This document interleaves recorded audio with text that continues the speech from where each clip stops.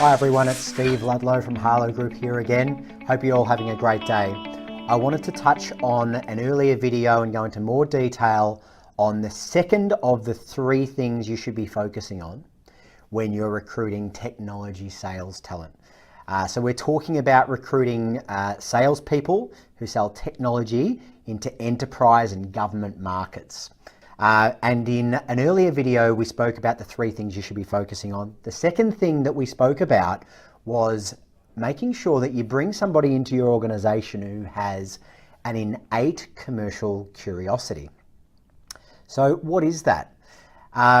So we're talking about somebody who naturally and organically is curious. So we can teach people, and we all have in our organizations, we've taught them spin selling, solution selling, target account selling, and much of which is predicated on the basis of asking intelligent business questions to uncover business needs and follow a particular pathway from there. Now you can be somebody who can articulate this process back to front and actually be somebody that can't deliver it all that well. So in order to be able to deliver these sales methodologies in a way that actually make the customer feel comfortable, it needs to come natural to you. So when you are interviewing a salesperson, search for their innate commercial curiosity, and that's looking for them to be asking questions naturally and organically in a way that make you feel comfortable to share intimate details about your business. I think we've all had salespeople in our teams and maybe salespeople ourselves that they ask questions that when asked by somebody else might seem intrusive, but when asked by this person, the person on the answering end is happy to share quite intimate details.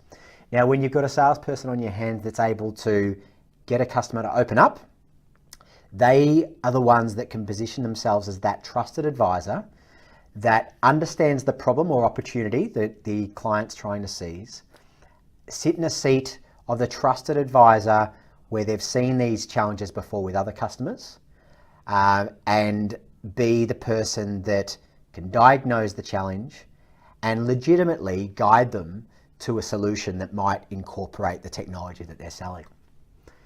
And to assess this in an interview is easier than you'd think because their sales prowess is on show in that meeting.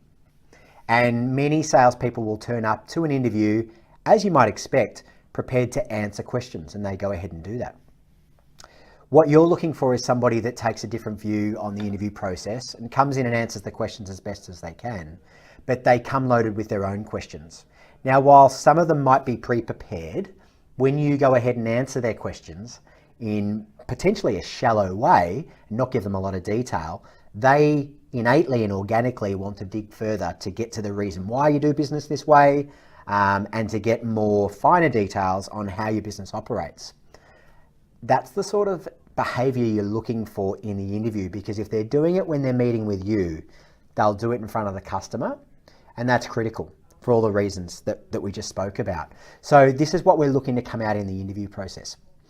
So watch for the questions they ask as much as you're watching for the answers to the questions you ask. It's more important, the questions they ask, than how they answer the questions you ask in a lot of ways, because we're assessing for that commercial curiosity.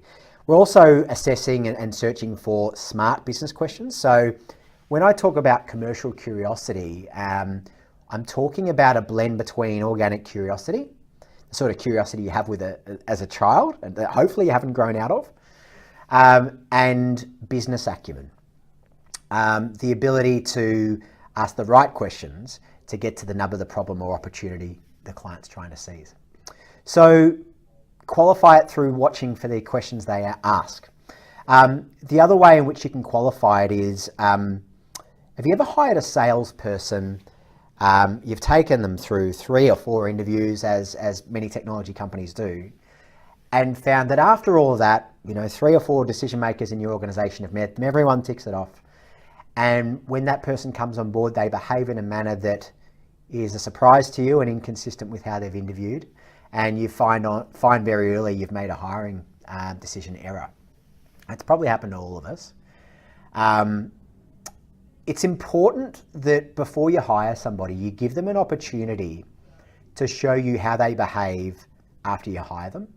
So you need to take them outside of an interview environment in order to do this.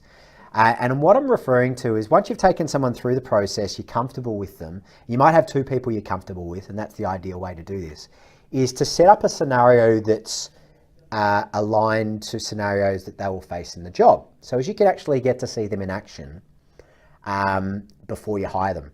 So rather than taking them out to their first client meeting and find that they behave entirely inappropriately in front of the customer, what we're going to do is create a customer role play scenario where you as the employer play the role of potential customer and the interviewee or the candidate plays the role of being the salesperson. Now, I've seen a lot of organizations do this and ask candidates to make presentations of a product. It might be the product they've always been selling, or you might even ask them to conquer a similar challenge, but much harder, of selling your product back to you.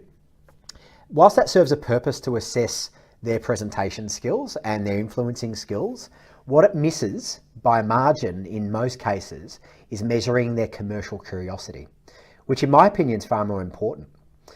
Because as I said earlier, if they understand the business need and they've peeled back all the layers, they can make a trusted advisor recommendation to the client, having qualified and the opportunity and what the problem is. Someone who goes in and presents at a customer without understanding the needs in the first instance is rarely going to win that business.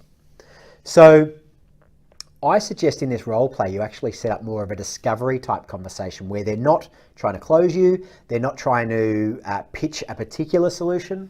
You might have them present an introduction to a solution, but what you want them to do is actually show you how they go through a discovery process with a client, less so how they present and close. Because as we know, customers close themselves when they've been presented the right solution to the problem, having investigated the problem thoroughly. So you might set up a scenario where it's a first meeting with a potential client that's been qualified over the phone first.